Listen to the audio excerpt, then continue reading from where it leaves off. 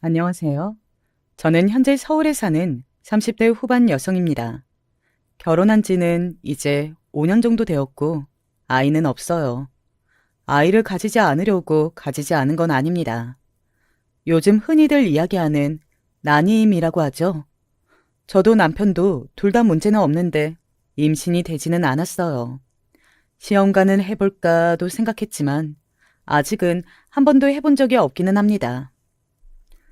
자연스럽게 생기면 생기는 거고, 아니면 우리 둘이 함께 행복하게 살면 되지. 저는 그런 남편이 정말 고마웠습니다.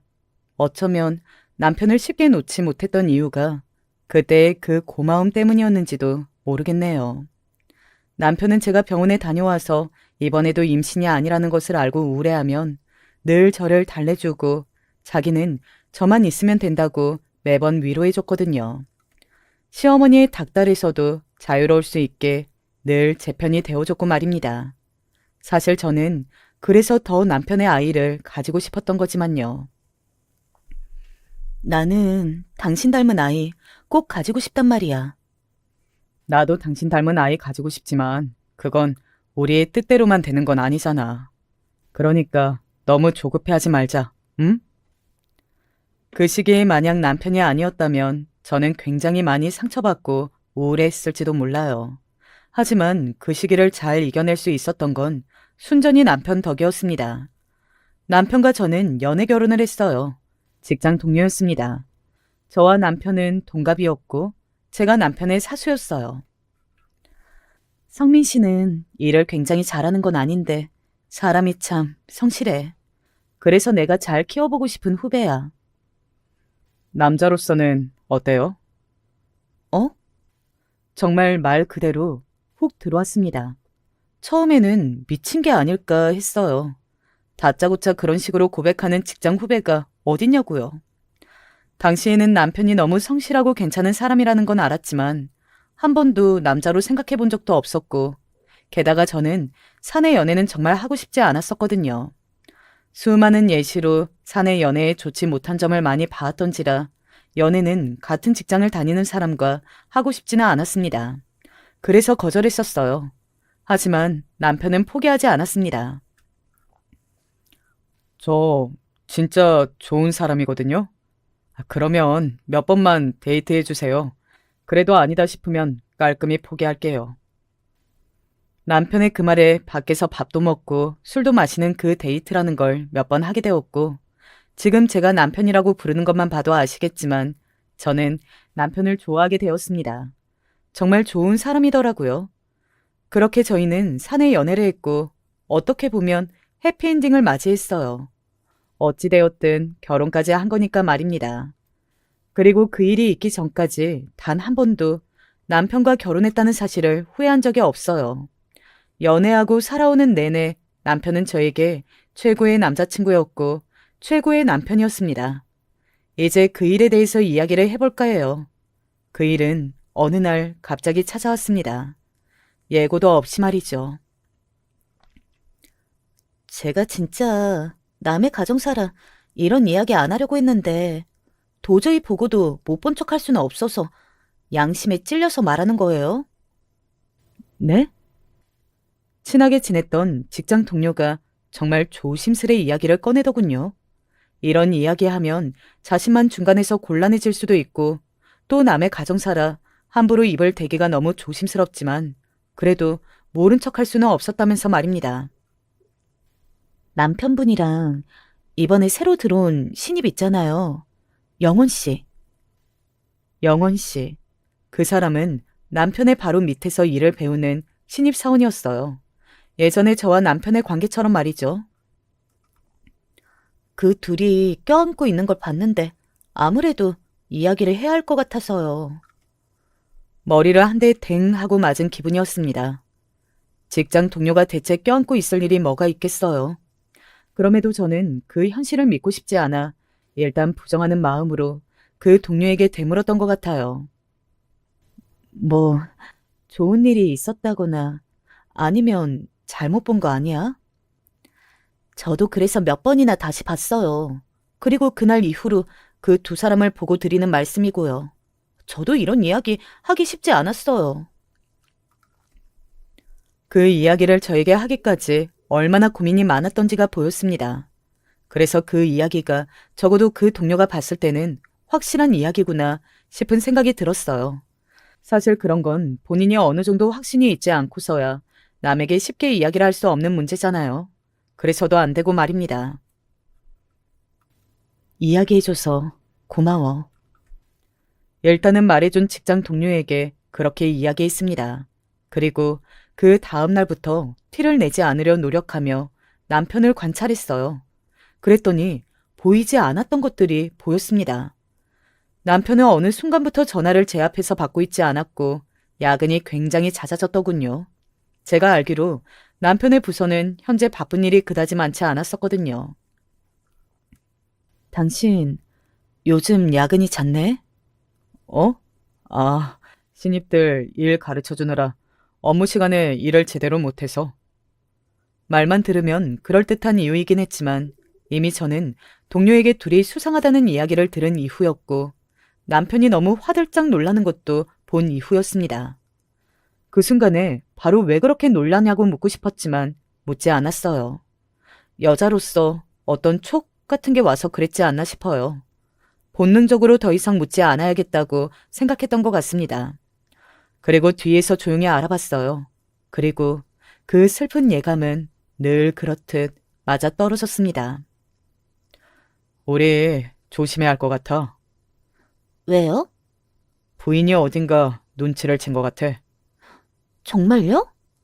나를 떠보듯 자꾸 물어보는 질문들을 많이 해서 아무래도 의심을 하는 것 같거든. 그러면 안 되죠. 제가 조심할게요. 그래, 우리 오래 봐야지. 저희 사이는 변함없는 거죠? 당연하지. 이런 내용의 문자를 본 겁니다. 정말 믿었던 도끼에 발등을 찍힌 거예요. 그것도 아주 거하게 말이죠. 정말 그런 일을 하루아침에 겪을 수도 있더라고요. 저는 정말 믿었던 남편에게 하루아침에 배신당한 겁니다. 저는 집에서 그런 걸 정말 하나도 티를 낼 수 없었어요. 저는 시어머니와 함께 살고 있었거든요. 사실 이것도 생각해보면 남편이 제 믿음을 저버린 이야기이긴 합니다. 어머니가 딱 2년만 같이 살면 분가시켜준다고 하셨어. 우리 딱 2년만 어머니랑 같이 살자. 마치 본인이 집을 해올 것처럼 이야기하다 나를 잡고 난 뒤에는 그렇게 이야기하더군요. 자식이 자기 하나뿐이고 그리고 어머니 평생 소원이 며느리와 함께 살아보는 거였다나 뭐라나요.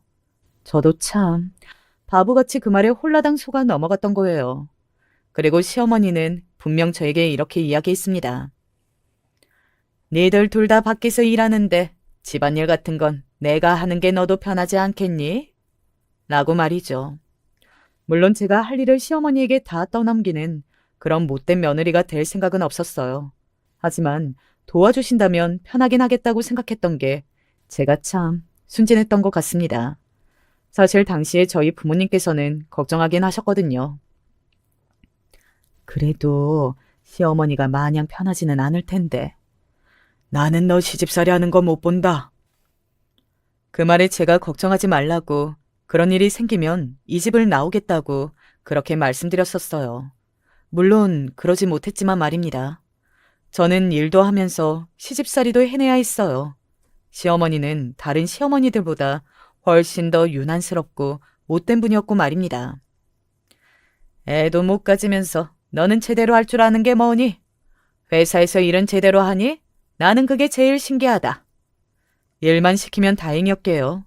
심심치 않게 저를 향한 폭언에 가까운 말들도 계속해서 하셨습니다. 그럼에도 왜 바보같이 참고 살았냐고요? 그건 다 남편 때문이었어요. 내가 잘할게. 정말 미안하고 고마워. 이번에는 꼭 분가하겠다고 말씀드릴게. 남편이 저에게 진심으로 잘했고 저도 남편을 사랑했으니까요. 남편 하나만 믿고 의지하며 그 세월을 버틴 겁니다. 그런데 바람이라니요. 그것도 한참 어린 신입사원과 말입니다.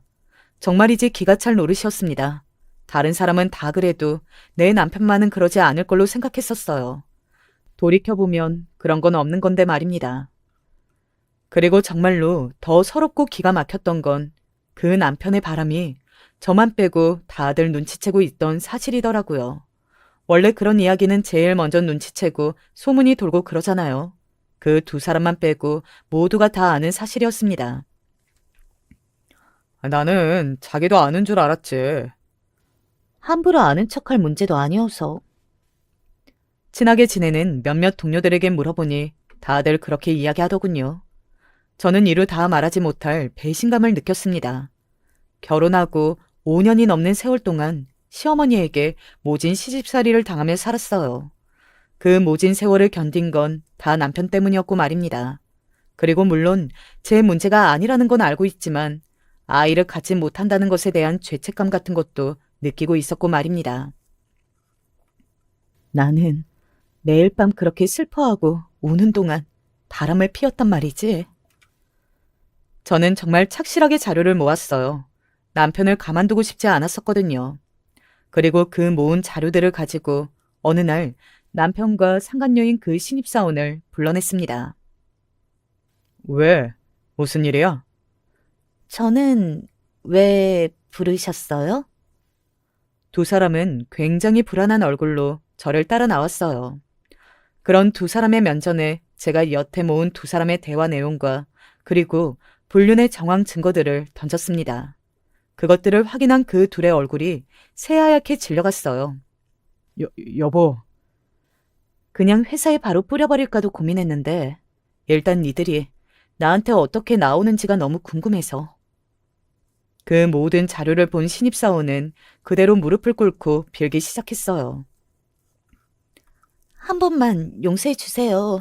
저 이 회사도 어렵게 들어온 거예요. 그만둘 수도 없어요. 남편분과는 오늘 이후로 절대 그런 일 없게 하겠습니다. 제발 한 번만 용서해 주세요. 울면서 제 바짓가랑이를 잡더군요. 집이 가난하다고 아빠 없이 컸다고 말이죠. 그래서 자신에게 친절한 나이가 좀 있는 남자를 보면 자기도 모르게 좋아하는 마음이 생긴다고 말입니다. 내가 잠시 미쳤었나 봐. 나는 당신이랑 이혼 못해. 절대 못해. 정말 미안해. 한 번만 용서해줘. 울면서 비는 두 연놈들의 얼굴을 보며 정말 찢어 죽이고 싶다는 말이 절로 떠올랐지만 여기서 이 사연을 들으시는 분들에게 욕을 먹을 각오를 해야 할 것 같네요. 결과적으로는 저는 그 둘을 용서해줬습니다. 어이가 없으시죠? 저도 돌이켜보면 정말 어이가 없어요. 그런데 당시에는 남편을 한 번 더 믿고 싶었던 것 같아요. 그동안 쌓아온 남편과의 신뢰가 제 생각보다 두터웠던 것 같습니다. 그리고 그 상간녀의 그 말도 믿었어요. 설마 이렇게까지 했는데 또 만나겠어? 그런 생각과 그래, 살다 보면 남자가 이런 실수쯤은 한 번쯤은 할 수 있지. 이런 생각도 했던 것 같아요. 한 번 하는 실수라는 건 존재하지 않는 건데 말입니다. 그렇다고 아무것도 하지 않고 용서를 해준 건 아니었어요. 남편에게 각서를 받았습니다. 다시 이런 일이 있으면 위자료를 얼마를 주고 이혼하겠다는 내용과 6개월 안에 분가하겠다는 약속이 적힌 내용의 각서 말입니다. 그렇게 그 일은 일단락이 되는 듯 했어요. 물론 결과적으로는 아니었지만 말입니다. 이 일은 모르는 시어머니의 구박은 계속되었습니다. 그때마다 울컥울컥 내가 왜 이런 대접을 받고 여기서 이러고 살아야 하는지, 그전에는 그래도 남편 때문에 참기라도 했지만 이제는 그것도 아닌데 하는 생각 같은 것들이 치밀어 올랐어요. 그 전과는 제 마음가짐이 완전히 달라진 겁니다. 그리고 그런 제 태도를 시어머니도 어느 정도는 눈치를 채고 계셨고 말이죠. 너 어디 믿을 구석 생겼니? 또 왜 그러시는데요? 또? 너 지금 또라고 했니? 시어머니한테 그 말버릇이 뭐야?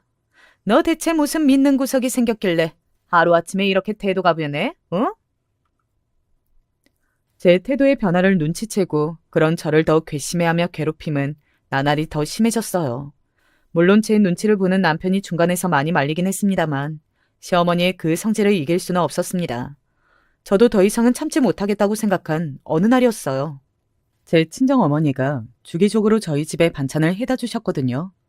물론 제 입보다 시어머니 입에 들어가는 게 더 많았기 때문에 저는 그만해야도 된다고 꾸준히 엄마를 말렸지만 그래도 그런 수고라도 조금 덜어주고 싶은 마음이신지 엄마는 반찬을 해주는 걸 멈추지 않으셨어요. 원래라면 제가 친정으로 가 엄마가 해준 반찬을 찾아왔어야 했던 시기에 회사 일이 너무 바빠 그러진 못했었거든요. 그래서 반찬을 직접 가지고 오신 날이었습니다. 그날 보지 않았으면 더 좋았을 일을 보고 듣게 되셨어요. 지금 생각해도 너무 마음이 아프고 죄송한 마음이 듭니다. 대체 너는 왜 이 모양이 꼴이야? 그날은 남편의 생일을 얼마 앞두지 않은 날이었어요. 그래서 시어머니와 함께 주말에 장을 보러 갔습니다. 사실 정말 내키지는 않았지만 말이죠. 그런데 마트에서 시어머니의 지인분과 마주친 거예요. 그 지인분도 며느리와 함께 장을 보러 왔는데 그 며느리가 아주 야무지게 장을 잘 보는 모습을 본 겁니다. 저는 직장 생활을 하다 보니까 사실 뭐가 더 좋은지 보는 그런 장보기 능력이 없긴 했거든요. 게다가 그 며느리가 만삭인 모습까지 봤으니 저희 시어머니로서는 모든 게 다 거슬리긴 했을 거예요. 그래서 그날 장을 보는 내내, 집으로 돌아오는 내내 말도 안 되는 말들로 저에게 소리를 질러댔거든요. 저는 이미 그런 일을 많이 겪었기 때문에 질려서 아무 대답도 하지 않고 집으로 돌아가는 중이었는데 그 모습을 친정엄마가 보게 된 겁니다. 정말 쓸모라고는 하나도 없는 것. 장을 제대로 볼 줄 아는 것도 없고 그렇다고 임신해서 손주를 안겨주는 것도 아니고 너는 우리 집에 시집 와서 대체 한 게 뭐니? 내가 맨날 비는 거 아니? 제발 새 며느리 좀 보게 해달라고. 도저히 못 참고 그러면 새 며느리 보시라고 남편한테 어린 새 여자 있다고 소리를 지르려던 찰나였어요. 사부인, 말씀이 너무 지나치신 거 아닌가요? 들려오는 그 소리에 등골이 서늘해지는 기분이 들었어요. 제가 들은 그 말을 세상에서 제일 알지 않았으면 하는 사람이 듣게 된 거니까 말입니다. 엄마. 뒤돌아보니 충격을 받은 얼굴에 엄마가 서 있었어요. 양손에 정성껏 쌓아온 반찬을 든 채 건들기만 해도 곧 울 것 같은 얼굴을 하고선 말입니다. 지금 와서 다시 돌이켜봐도 엄마의 마음에 그런 비수를 꽂게 된 상황이 너무 원망스럽고 제가 잘못한 건 없지만 죄스러운 마음이 들기도 하고 그렇습니다. 시어머니는 처음에는 엄마의 등장에 조금 놀란 듯 했지만 이내 뻔뻔하게 고개를 치켜들었어요. 그리고 엄마를 향해 말했습니다. 아, 제가 뭐 틀린 말을 한 건 아닌 것 같은데요? 틀린 말을 안 하신다니요. 일을 하는 애니까 장보고 그런 일은 서툴 수도 있고 임신은 병원에서 검사까지 다 해서 우리 애한테 문제가 없는 게 나오지 않았습니까? 다 틀린 말인데 뭐가 틀린 말이 없으시다는 거죠? 아니 병원에서는 그렇게 이야기했지만 여자 나이가 이 정도 먹은 거면 그건 여자 쪽 문제가 맞죠.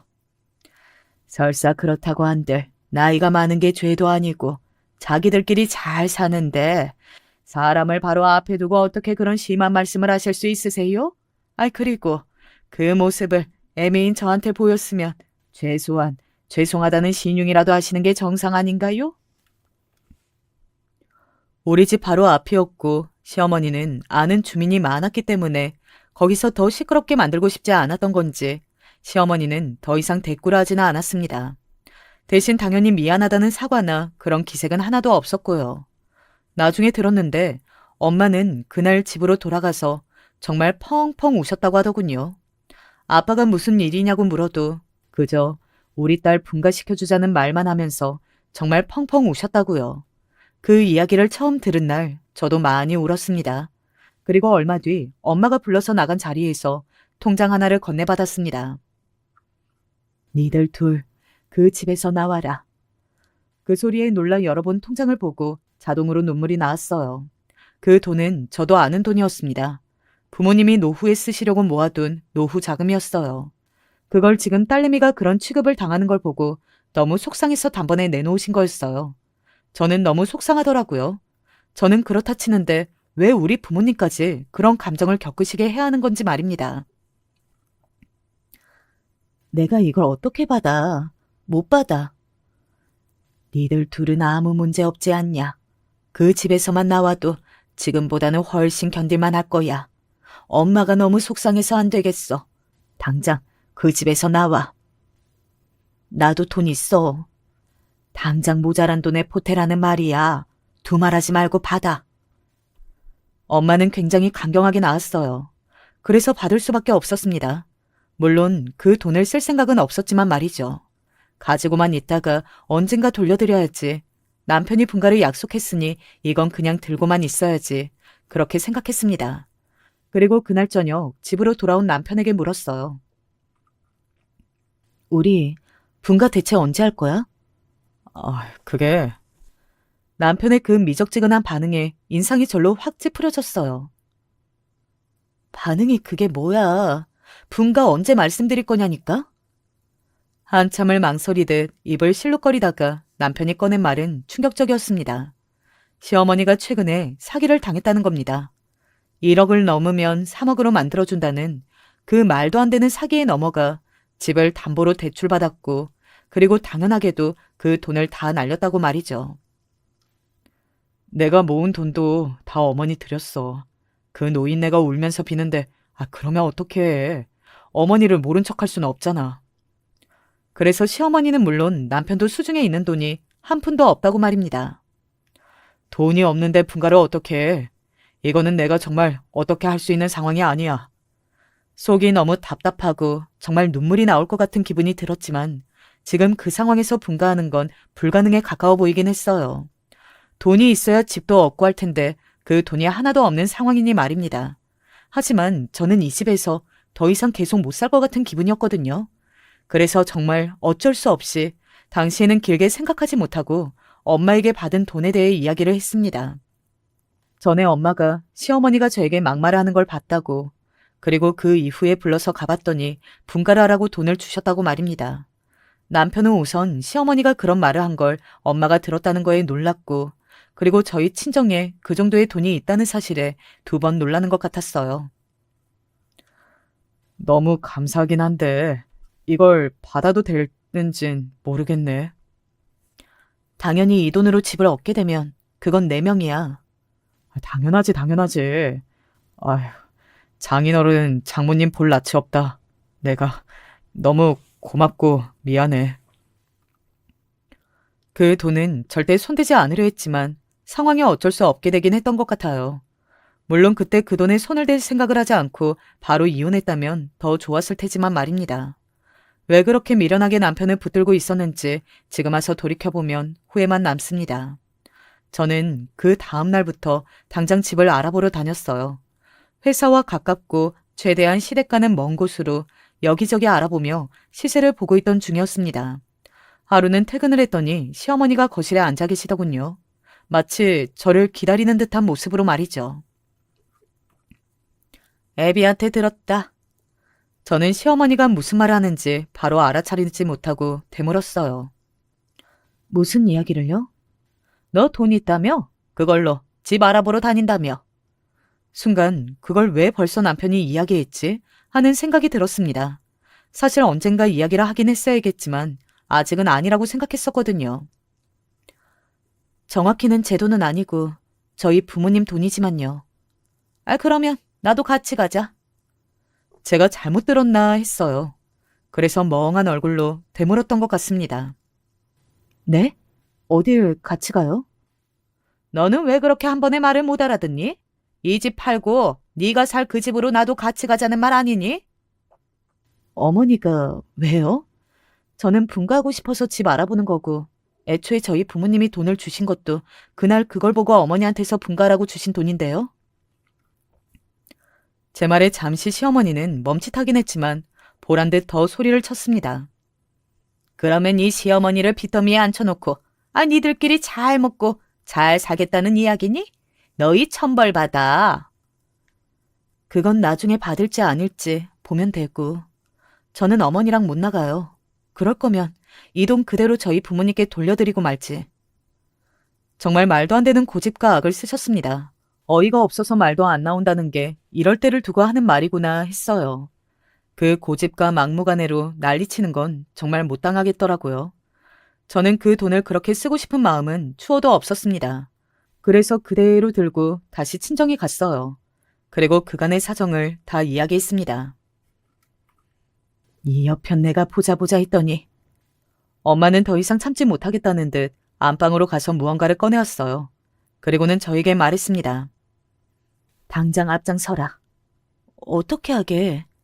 딸 가진 죄인으로 혹시나 우리 딸한테 문제가 있어서 임신을 못하나 싶어 참는 것도 있고, 또 이제 갈라서면 누가 또 언제 결혼하나 그런 마음에 내가 꾹 참고 모른 척 해줬더니 이 미친 여편 내가. 저희 엄마가 무슨 말을 하는 건지 정말 하나도 알 수 없었지만 엄마를 말릴 수는 없었습니다. 그런 엄마의 모습은 정말이지 난생 처음 보는 것이었어요. 엄마는 알 수 없는 그 서류 뭉치를 들고 시댁으로 갔습니다. 그렇게 들이닥친 집에서 시어머니는 굉장히 태평한 얼굴로 소파에 드러누워 텔레비전을 보고 계셨어요. 그 모습에 엄마가 한 번 더 화가 난 것 같았습니다. 사람이 봐주는데도 한계가 있는 건 몰라요? 갑자기 쳐들어와서 지금 그게 무슨 소리예요? 양심이 없어도 정도가 있지. 지금 이런 사고를 쳐놓고 며느리가 산 집에 얹혀 살겠다는 소리가 나와요? 엄마는 그런 이야기하고 시어머니 쪽을 향해 들고 온 서류 뭉텅이를 던졌습니다. 시어머니는 영문을 모르는 얼굴로 그 뭉텅이를 주워들고는 금세 안색이 파리해졌어요. 그 얼굴을 보고 저도 바닥에 떨어진 서류를 주워들어 그게 뭔지 확인했습니다. 시어머니는 사기를 당한 게 아니었어요. 아니, 당한 건 맞았는데 거의 공범이나 다름없었습니다. 사기를 친 그 사람과 원래는 한패로 움직이다가 마지막에 배신당한 거였어요. 시어머니와 그 사기꾼 할아버지에게 당한 사람은 한둘이 아니었고, 만약에 이 사실이 피해자들에게 알려지면 시어머니가 당할 꼴은 불보듯 뻔했습니다. 나중에 안 사실인데 어머니의 지인분 중 한 분도 피해를 볼 뻔하셨다더라고요. 그러다 사건의 경위를 알게 되어 조사하던 중 시어머니가 저희 엄마의 사돈이라는 사실을 알게 되었고, 얼마 전 찾아와서 다 말해줬다고 말입니다. 딸내미 그런 집안에 계속 둬도 되겠냐고. 자식 없는 게 천운이니까 빨리 이혼시키라고 그런 이야기를 듣고서도 사위는 우리한테 잘하니까 지들끼리는 사이 좋으니까 하고 넘어가려고 했더니 어디서 지금 끝까지 우리 딸한테.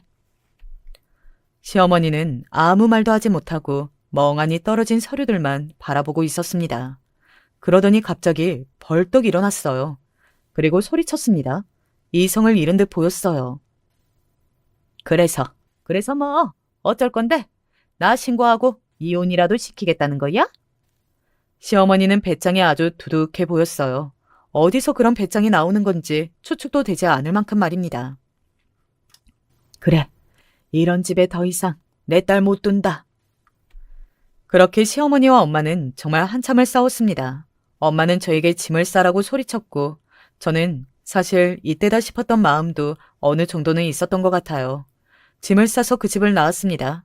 시어머니는 제가 진짜 나가겠다고 나설 줄 몰랐는지 눈이 동그랗게 커지더군요. 네가 지금 여기 나가면 누구랑 다시 결혼해서 살 수 있다고 나가는 게냐? 주제 파악이 그렇게 안 돼? 혼자 살아도 이것보단 낫겠죠. 이런 집구석에서 사느니 그게 나을 것 같아서요.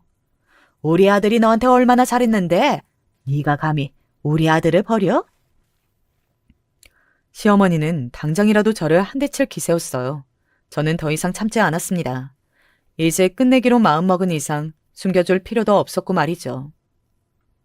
그리고 우리 아들이 얼마나 잘했는데 라고요? 아무것도 모르시면 그냥 말을 하지 마세요. 뭐가?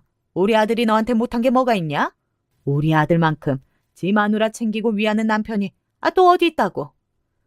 그런 사람이 회사 신입사원이랑 바람이 나요? 제 그 말에 시어머니도 엄마도 모두가 굳었습니다. 제 입에서 이런 말이 나올 거라고는 한 번도 상상하지 못한 사람들처럼 말이죠. 뭐 당연히 그럴 거였습니다. 불과 얼마 전만 해도 제가 남편을 향해 이런 말을 하게 되는 날이 올 거라고는 정말이지 꿈에도 생각하지 못했으니까 말입니다. 그게 무슨 말이냐? 어디서 우리 아들을 모함해? 우리 아들이 그럴 리가 없지 않니? 시어머니는 자기 아들이 그럴 리가 없다며 부정했지만 결국은 제가 보여준 불륜에 대한 자료와 남편이 쓴 각서로 이게 사실임을 알았습니다. 그런데 여기서 정말 인간 같지도 않은 말과 행동을 했어요. 신입사원이면 나이도 어릴 거 아니냐? 그러면 손주도 바로 들어서겠네. 그딴 소리를 하더라고요. 그 이야기를 듣는 순간 저도 엄마도 그 자리에서 굳었습니다. 어떻게 그 상황에서 그런 소리를 할 수 있는지, 그게 인간이긴 한 건지, 그런 생각이 들어서 말이죠. 그리고 더 이상 대꾸하거나 말다툼할 의지조차 상실했던 것 같아요. 그런 사람이랑 무슨 대화가 되어서 말을 주고받느냐 말입니다. 남편은 와서 빌기는 했지만 진심으로 빈다는 생각은 들지 않았어요. 그도 저와 이혼하고 싶어 한다고 생각했습니다. 억울하기도 하고 여기서 그냥 순순히 물러나는 게 화가 나기도 했지만 뭘 더 어떡하나 싶은 마음이 들었던 것 같아요. 화풀이를 해도 결국 저에게 나중에 돌아온다는 생각을 했었거든요. 그냥 네가 더 행복하게 사는 수밖에 없어. 그게 최고의 복수야. 그냥 그렇게 생각하기로 하고 위자료를 받고 이혼했습니다. 엄마가 가지고 있던 시어머니 사기에 대한 증거 자료 같은 건 더 이상 엄마가 먼저 나서서 이야기하지는 않기로 했어요. 그냥 더 이상 그 집안과 얽히는 게 너무 싫었거든요. 저는 이혼을 하고 잠시 휴직계를 냈습니다. 보통 그런 경우에는 여러 가지 사유를 듣고 또 쉽게 허가를 내주지 않은 것이 보통인데 어떻게 회사에 소문이 난 건지 이미 파다하게 남편과 그 신입사원에 관한 이야기가 다 퍼졌고 제가 이혼을 하고 휴직한다고 하니 다들 저를 굉장히 불쌍하고 안쓰럽게 생각했어요. 그래서 이유를 딱히 묻지도 않고 휴직계를 받아들여 주셨습니다. 이제부터 그 뒷이야기를 해드릴게요. 사실 앞서한 이야기들은 이 이야기를 하기 위해서 배경을 설명한 것에 지나치 않아요. 남편과 그 신입사원은 얼마 지나지 않아 재혼했습니다.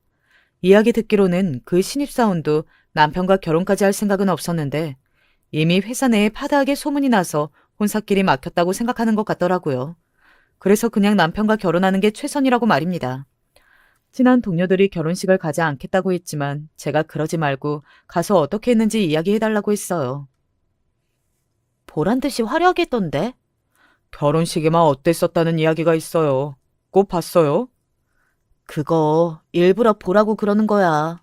니들이 아무리 떠들어봤자 우리는 잘 살고 잘 먹고 한다고. 진짜 웃기지도 않아. 그래 봐야 불륜 남녀 주제. 저는 그 이야기를 듣고 화가 난다기보다는 의아했던 것 같아요. 제가 알기론 남편이나 시어머니에게는 돈이 없을 거였거든요. 그런데 그런 사치스러운 결혼이라니? 그 신입사원의 집안이 부유한가 보다 생각했던 것 같아요. 떠올려보니 입고 다니는 옷이나 가방 같은 것들도 꽤 고가의 물건들이었던 것 같다는 생각이 들었습니다. 하지만 얼마 지나지 않아 그게 아니라는 것을 알게 되었어요. 이혼이요? 그 신입사원이 자기 사기 결혼 당했다고 난리 친다던데? 그 이야기를 들은 건 남편이 상간녀와 재혼하고 채 몇 개월이 되지 않아 들은 거였어요. 이야기의 내용은 이랬습니다.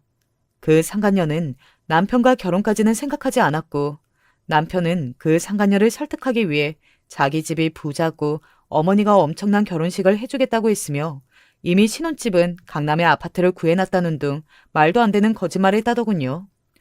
제가 아는 남편은 정말 그런 사람이 아니었거든요.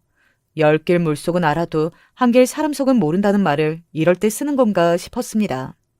제가 남편을 몰라도 너무 몰랐더라고요. 근데 세상에 그게 다 거짓말이었더라고요. 남편의 집 사정을 정확히 모르는 사람들은 그런 이야기를 믿을만 하긴 했습니다. 겉으로 보기에는 번지르르해 보이는 구석이 있으니까요. 남편은 그 상간녀에게 사놓은 집에 전세 기간이 덜 차서 내년에 들어갈 수 있다는 말로 시간을 벌었다고 하더군요. 아마 그 사이에 아이라도 생기면 어쩔 수 없이 같이 살아야지 않을까 하는 멍청한 생각을 했었던 것 같아요. 그런데 시어머니의 집으로 빚쟁이들이 찾아온 겁니다.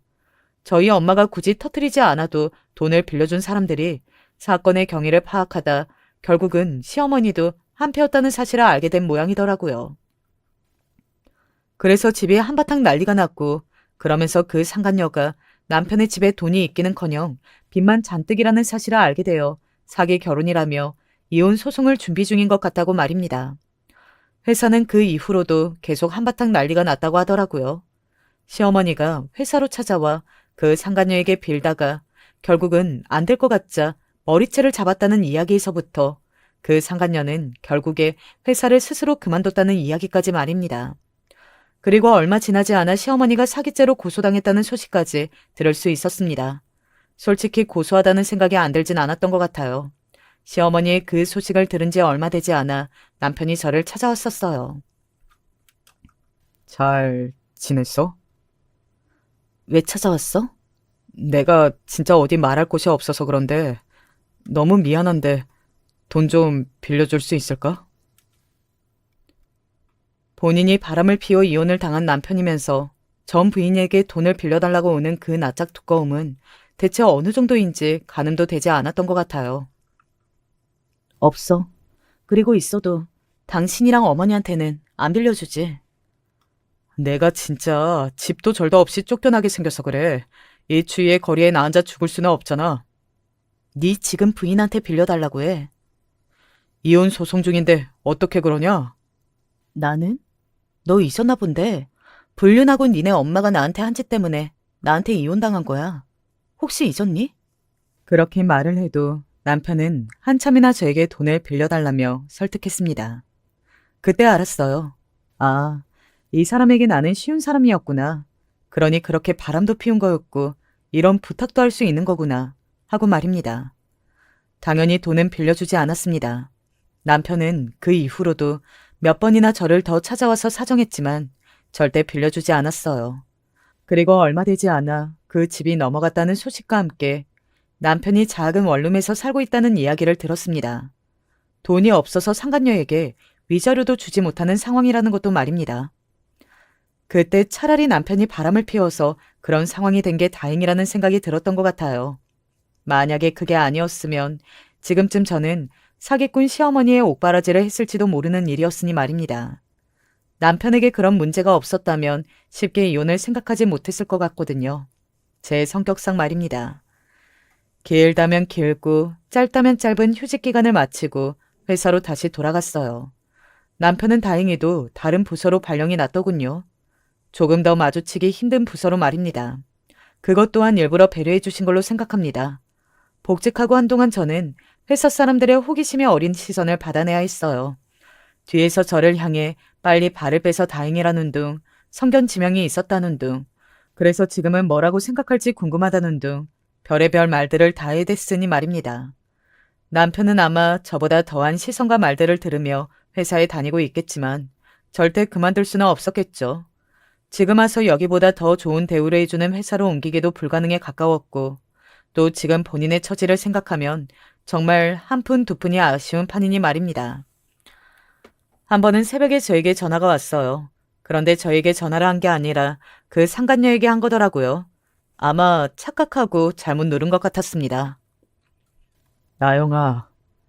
상간녀의 이름을 부르는 남편의 목소리에 아무 대답을 하지 않고 가만히 듣고만 있었어요. 한 번만 용서해주고 나랑 같이 살면 안 되겠니? 나 정말 너 없이는 안 될 것 같다. 아무리 생각해도 나는 너를 못 잊겠어. 너를 너무 사랑해서 그런 일을 벌인 걸로 생각해주면 안 될까? 나 너무 괴로워.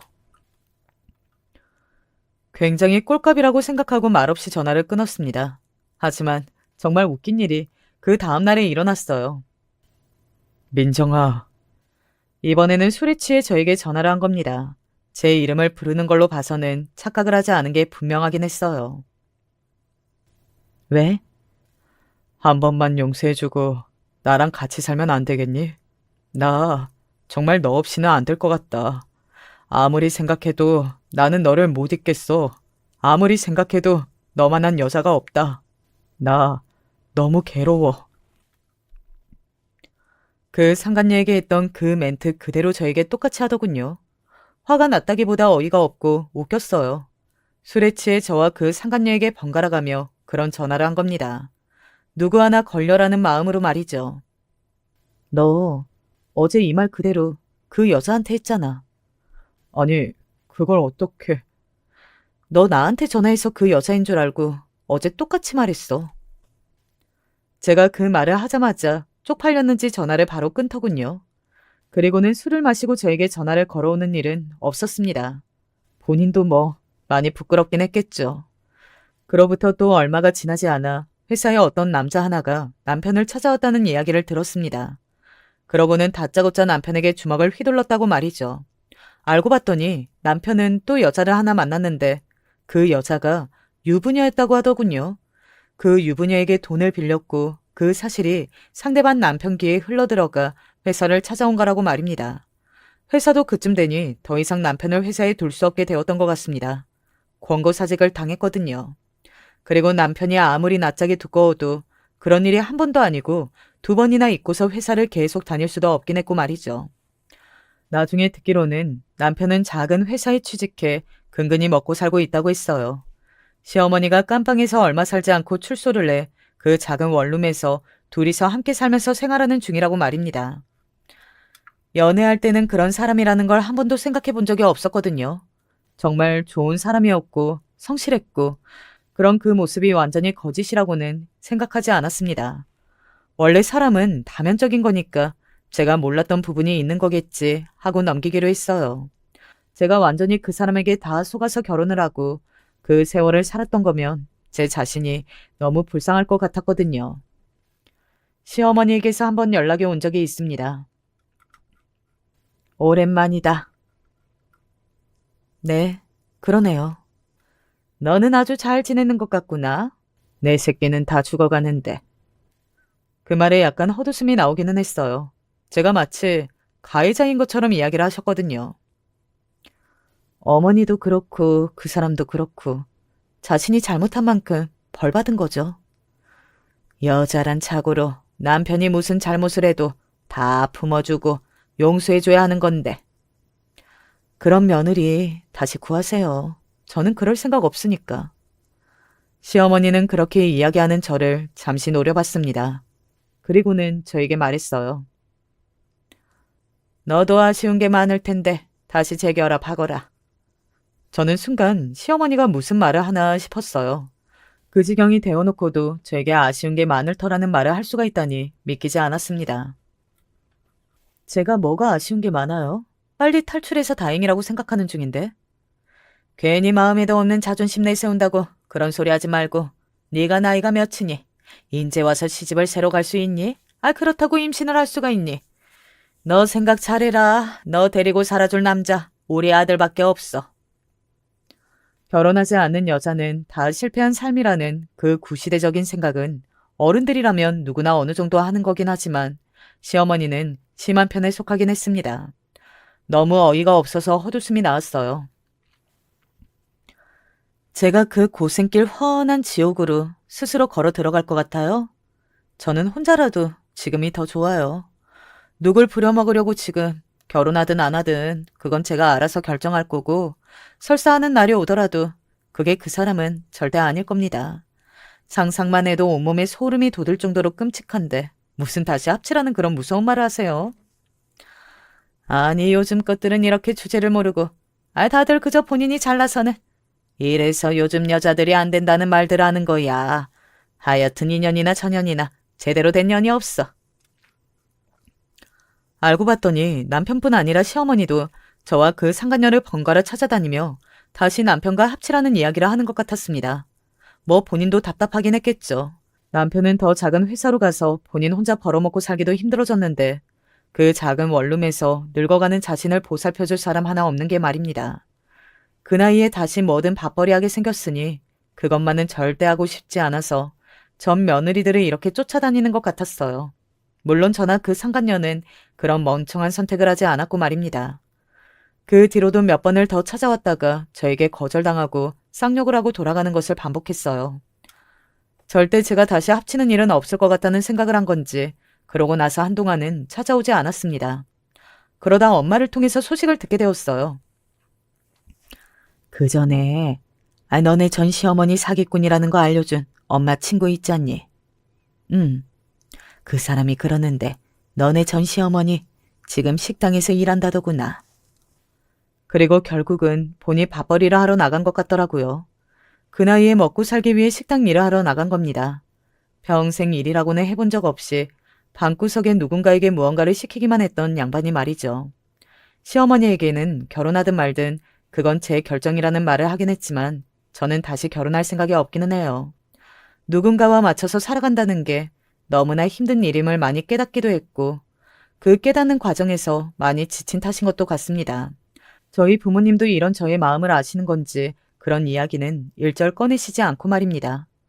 이야기하다 보니 정말 다양한 사건들을 겪어냈다는 생각이 드네요. 남편의 불륜만으로도 굉장한 일인데 거기에 시어머니의 사기에 전 남편의 재혼 후 일들까지 말입니다. 누군가는 팔자가 세서 그렇다고 하는데 그냥 운이 없었을 뿐이라고 생각해요. 팔자가 세서 그런 일을 겪었다는 건 스스로를 탓하는 것 같잖아요. 정작 잘못한 사람은 따로 있는데 말입니다. 남편과 시어머니는 평생 자신이 저지른 일들을 후회하며 과거를 그리워하겠죠. 그리고 그 과거 속에는 제가 있을 거라는 것도 말입니다. 저는 그걸로 만족해요. 그만한 복수가 없다고 생각하거든요. 저를 떠올리며 지난날을 후회하는 건 말입니다. 이야기하다 보니 너무 길어진 것 같아요. 원래는 이렇게까지 길게 이야기할 생각이 없었는데 하다 보니 속이 시원해져서 온갖 이야기를 다 한 것 같습니다. 들어주셔서 감사합니다. 저는 올해 결혼 5주년이 된 30살 주부입니다. 네, 일찍 결혼했어요. 대학 졸업하자마자 바로 결혼을 했죠. 대학원을 진학해야 하나 취업을 해야 하나 고민을 한창 하고 있던 때에 처음 만났죠. 그때 저는 학교 근처의 미술학원에서 아르바이트를 하고 있었어요. 친한 선배가 운영하고 있는 학원이었거든요. 처음에는 유치원 아이들을 위주로 가르치고 있었는데 갑자기 성인 취미반 수업을 하던 동기가 잠수를 타는 바람에 시쳇말로 땜방 수업을 들어가게 되었답니다. 정말 딱 하루만 도와주면 동기를 잡아오던 다른 선생님을 구하던 하겠다는 선배의 말을 철석같이 믿고 들어갔었어요. 아이들은 놀아주면서 그림을 그려야 했었는데 성인반은 확실하게 다르더라고요. 뭔가 서로 간에 어색한 분위기가 돌면서도 조용조용 자신의 할 일만 하는 것이 저한테 오히려 잘 맞았죠. 남편도 수강생 중 한 사람으로 그 자리에 있었어요. 첫인상은 그렇게 선명하게 남는 것은 아니었어요. 그냥 조용하고 신중하구나 싶은 정도였죠. 선을 하나 긋는데도 엄청 고민을 하고 있더라고요. 좀 더 자신감을 가지고 그려도 좋을 것 같다고 말씀드렸는데도 많이 망설이다가 손을 움직이시더라고요. 뭔가 뚝딱이 같다라는 생각을 했던 것 같아요. 지금 돌이켜보면 하여튼 그렇게 취미반 수업을 마치고 나서 얼마 뒤 선배가 취미반 수업의 피드백이 상당히 좋았다고 수강생들이 저와 수업을 하고 싶어 한다고 하더라고요. 아니, 한 번밖에 안 했는데 무슨 그런 소리가 나오냐고 물었죠. 선배도 그게 의아하지만 그래도 수강생들에게 반응도 좋으니 차라리 유치부 말고 취미반을 해보는 것을 추천해 주었어요. 저는 오히려 제 시간을 쓰기가 훨씬 좋겠다 싶어서 바로 알겠다고 했죠. 그 뒤로 몇 달 동안 제가 학원 일을 그만두기 전까지는 일주일에 한 번 미술 선생님과 수강생으로 만나게 되었답니다. 누군가를 가르친다는 일이 예상보다는 즐거웠어요. 해볼만 하다는 생각도 들었죠. 하지만 이 일을 직업으로 가져갈 수 있을까에 대한 점에서는 아니었어요. 그래서 학원을 그만두고 본격적으로 취업 전선에 뛰어들었죠. 그러다가 운이 좋았는지 규모 있는 기업에 인턴 자리를 구할 수 있었어요. 학교에서 나름 우등생이라고 생각했는데 막상 현장에 오니 부족한 건 투성이었어요. 매일매일 배울 것들이 넘쳐났죠. 힘들지 않았다면 거짓말이겠지만 그래도 뭔가 성취감이라는 것을 느낄 수 있었어요. 그렇게 한참 현장을 알아갈 때 남편을 다시 만났어요. 학원 밖에서 만난 것은 처음이었습니다. 점심시간에 회사 근처에서 밥을 먹는데 같은 식당에 들어오더라고요. 저는 카운터석에 앉아 있었는데 남편이 그 옆자리에 앉았죠. 선생님? 깜짝 놀랐어요. 너무 뜻밖의 자리에서 만난 저희 둘은 곧 서로의 회사가 근처라는 것을 알 수 있었어요. 회사 일은 할만한가부터 시작해서 짧은 점심시간 동안 여러 이야기를 나눌 수 있었죠. 그 뒤로도 다른 가게에서 점심시간에 몇 번 마주치게 되었답니다. 제 이야기를 들으신 분들은 무슨 로코물 한 장면 같다고 놀리는데 저 역시도 그런 생각이 들었어요. 이게 인연이라는 걸까? 이 사람이 나한테 운명이 아닐까 하면서 말이죠. 나중에 알았는데 남편 역시 우연히 자꾸 겹쳐지니까 이건 하늘의 뜻이 아닐까 싶은 생각이 들었다고 하네요. 그럼에도 데이트 신청을 하기까지 오랫동안 고민을 했다고 했어요. 저희는 나이 차이가 좀 많이 났거든요. 나이 차이가 많은 것이 무슨 문제가 될까 싶은데 남편은 엄청나게 갈등을 했다고 해요. 몇 살 차이가 나길래 그러냐고요? 뭐 띠동갑까지는 아니고 10살? 놀라셨나요? 저도 사실은 처음에 남편 나이를 듣고 놀라긴 했어요. 워낙 동안이라 전혀 그렇게 보이질 않았거든요. 하여튼 남편이 자꾸만 머뭇거리면서 뜸을 들이는 동안 제가 먼저 데이트를 신청했어요. 보고 싶은 영화가 있는데 저녁 먹고 영화를 같이 보지 않겠냐고 말이죠. 그렇게 몇 번 더 데이트를 하면서 이 사람 정말 괜찮은 사람이구나 싶은 확신이 들었어요. 그래서 정식으로 사귀어보자는 소리도 제가 먼저 했답니다. 남편이 나중에 살짝 고백을 했는데 저의 이런 박력 넘치는 모습에 완전 반했다고 하더라고요. 어디가 박력 있는 모습인지 모르겠지만 말이에요. 이렇게 저희는 연인이 되었고 제가 정식으로 졸업하고 취직을 한 지 얼마 되지 않아 결혼을 하게 되었답니다. 남편은 이남일녀의 장남인 반면에 저는 외동이라 첫인사를 드리는 날 긴장을 좀 많이 했어요. 시누이와 시동생으로 만나야 할 사람들을 어떻게 대해야 할지 감이 잡히질 않았죠. 시누이는 늦둥이라 저랑 동갑이라고 하더라고요. 안 그래도 결혼한 선배들이 시가 붙으면 다 어렵고 조심스럽다고 이야기하던데 이 상황을 어떻게 이겨나가야 할지 앞이 깜깜했죠. 시부모님께서는 생각보다 어린 제 나이에 처음에는 많이 놀라셨어요. 특히 시누이는 남편에게 도둑놈이라고 놀리기까지 했었죠. 제가 먼저 사귀자고 했다는 소리에서는 도대체 저런 아저씨가 뭐가 좋은 거냐고 고개를 절레 흔들기까지 했답니다. 시동생의 반응도 만만치 않았는데요. 남편과 쌍둥이가 아닐까 싶을 정도로 닮았는데 성격은 완전 반대더라고요. 시누이 표현을 빌리자면 딱딱한 원칙주의자를 사람으로 만들면 딱 시동생이 나올 거라고 했죠. 그래서 처음부터 불편하겠지만 호칭은 확실하게 해두는 것이 좋겠다고 하면서 꼬박꼬박 존대를 하더라고요. 말을 편하게 해주셨으면 좋겠다고 했더니 절대로 안 된다고 못을 박더라고요. 나이는 어리셔도 형수님은 형수님이죠. 이런 부분에서 무너지면 나중에 더 복잡해져요. 시부모님께서도 그렇게 하는 것이 맞는다고 하면서 적응했음 하셨고요. 개인적으로 처음엔 어색했는데 시간이 지나면서 오히려 마음이 편해졌어요. 나이도 7살이나 어린 형수에게 그렇게 하면 힘들 텐데도 전혀 그런 것 없이 대해줘서 고맙기도 했고요. 반면 시누이와는 친구처럼 지냈어요. 취향도 잘 맞았고 무엇보다도 최애가 같아서 그 이야기로 불타오르면 밤을 잊을 정도였죠. 짓궂은 장난을 좀 치는 일도 있었는데 시동생께 한번 걸려서 된통 잔소리를 듣고 나서는 둘 다 조심하고 있답니다. 남편 역시 아무리 그래도 서로 맘먹고 드는 것은 아니라고 선을 긋고 서로에게 넘지 않도록 하라고 이야기했죠. 저희 이런 모습에 시어머니께서는 딸내미 둘이서 사고치고 혼나는 것 같다고 박장대소하셨어요. 하여튼 이런 우여곡절 끝에 저희는 나름 무난하고 평화롭게 지낼 수 있는 방법을 찾았답니다. 결혼과 비슷한 시기에 저는 인턴으로 다니던 곳에서 정식 직원으로 채용이 되었어요. 정말 일도 사랑도 순탄대로를 걷고 있었죠. 그런 생활에 변화가 온 것은 제가 쌍둥이를 임신하게 되면서였어요. 회사에서는 육아휴직을 권했지만 과연 쌍둥이를 집에 두고 내가 직장인을 할 수 있을지 고민이 심하게 되더라고요. 제가 하는 일이 디자인 계열이다 보니 시간을 유동적으로 쓰는 일이 많았거든요. 특히 해외 미팅권도 자주 있어서 땡치고 퇴근하면 아이들과 온전하게 보낼 시간이 과연 얼마나 있을까 싶기도 했답니다. 그래서 과감하게 일을 그만두고 온전히 육아에만 신경을 쓰게 되었답니다. 직장일이 쉬운 것이 아니라고 생각했는데 육아는 또 다른 전쟁이더군요. 거기다 쌍둥이다 보니 손이 2배, 아니 4배는 더 가더라고요. 하나 신경 쓰는 사이에 다른 하나가 사고를 치는 것은 기본이요. 한쪽이 울기 시작하며 약속했다는 듯이 함께 터지는데 하루가 엄청 길다는 생각뿐이었어요. 그나마 혼자서 힘들다고 시어머님이나 시누이가 종종 도와주기도 해서 독박 육아라고 해도 독박이 아닌 날들도 많았어요. 아이들 때문에 힘들기도 했지만 웃을 일이 더 많아서 이대로 지낼 수 있다면 참 좋겠다. 정말 평온한 날들이란 생각을 많이 하게 되었답니다. 이런 제 생활에 큰 변수가 등장한 것은 2년 전부터예요. 혼자를 고집하던 시동생이 드디어 결혼을 결심하게 되었어요. 대학을 같이 다녔다는데 동기 모임에서 만났다고 하더라고요. 처음 집으로 인사 왔는데 저를 보고 엄청 놀란 표정을 짓던 게 아직도 생각나네요. 손 윗사람이 너무 어려서 그랬겠죠? 거기다 제가 한동안 하기도 하고요. 시동생이 형수님이라고 소개하는데 헛하는 반응을 보여 오히려 저 역시도 당황스러웠답니다. 저보다 5살이 많았는데 에너지가 엄청나더라고요. 왜 처음 인사 오는 자리에서는 조심스럽다던가 약간의 내숭 떠는 그런 것이 있잖아요. 그런데 동서는 그런 게 하나도 없더라고요. 마치 오랫동안 알고 지낸 사람처럼 어머님께도 저에게도 그리고 시누이에게도 거침없이 다가왔죠. 개인적으로 사람을 알아가는데 시간을 많이 들이는 편이라 솔직히 불편한 기분이 들기도 했어요. 어머, 형님, 빨리 친해지면 좋잖아요. 앞으로 계속 볼 사이인데. 동서 말이 틀린 것은 아니었지만 그 페이스를 따라가기가 벅찼죠. 그래도 이해는 되었어요. 가족 구성원으로 함께하고 싶어하는 마음 때문이니까 저도 노력을 해야 한다고 생각했죠. 저도 동서와 무난하게 지내기 위해서 불편한 마음보다는 그 텐션을 따라가려고 애를 썼답니다. 어머님은 애쓰지 않아도 시간이 해결해줄 문제인데 너무 스트레스 받지 말라고 하셨어요. 그래도 활기차고 좋은 사람 같아서 괜찮았어요. 그런데 그게 엄청난 착각이더라고요.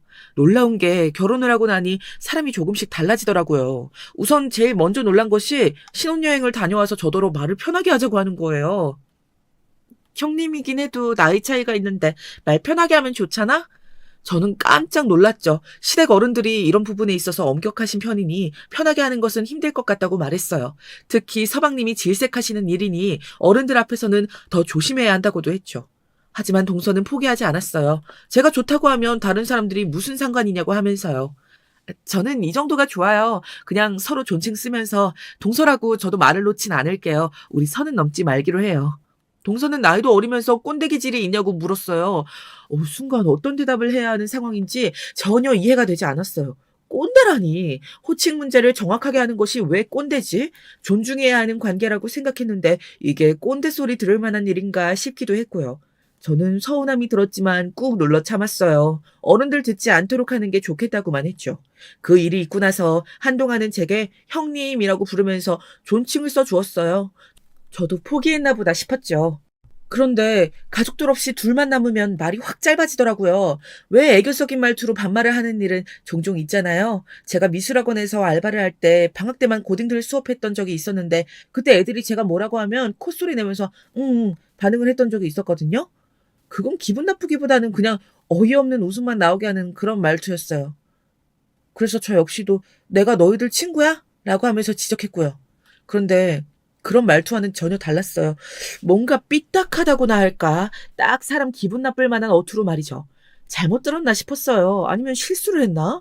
그런데 곧 그 어느 쪽도 아니라는 것을 알게 되었죠. 몇 번 지적하기도 했는데 듣는 사람도 없는데 뭐 어떠냐는 식으로 나와서 할 말도 없더군요. 지금 생각하면 그때 정확하게 바로잡았어야 했다는 후회가 돼요. 말이 짧아지기 시작하자 다음으론 행동이었어요. 사람을 아래로 본다고 해야 할까요? 자신이 마치 무슨 대단한 사람이라도 된 것처럼 행동을 했죠. 저한테 요구하는 것도 그만큼 늘어났고요. 회사 일에 바쁘다는 말은 늘 달고 살았어요. 가족 행사가 있을 때마다 다 함께 식사를 했는데 가게 예약을 돌아가면서 하기로 했거든요. 그런데 꼭 자기 차례가 되면 전화가 와서는 일이 바빠서 그러는데 형님이 가게 좀 알아봐. 집에서 놀잖아. 이렇게 말하고 끊어버렸죠. 집에서 논다니 도대체 나를 뭐로 보고 있는 건지 의문이 들었어요. 그러면서 미안하다, 고맙다는 말은 하나도 없는 것이 화가 났죠. 어머님 생신 때도 마찬가지였어요. 어떤 선물을 준비할까 남편과 상의해서 결정을 받는데 갑자기 동서가 돈을 줄 테니 자기 것도 사달라고 했죠. 저는 어떤 것을 생각하고 있느냐고 정해지면 그걸 대신 구매해주겠다고 했지만 소용없었어요. 내가 형님처럼 한가한 줄 알아?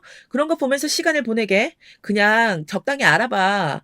무슨 아랫사람 부리듯이 말을 하는 것이 점점 더 심해졌죠. 그럴 거면 알아서 하랬더니 빈손으로 와서는 제가 준비한 것을 함께한 것처럼 굴더라고요. 한마디 하려고 했더니 오히려 함께하면 부담도 줄고 좋지 않냐면서 돈을 내밀었죠. 물론 저는 절대 받지 않았고요.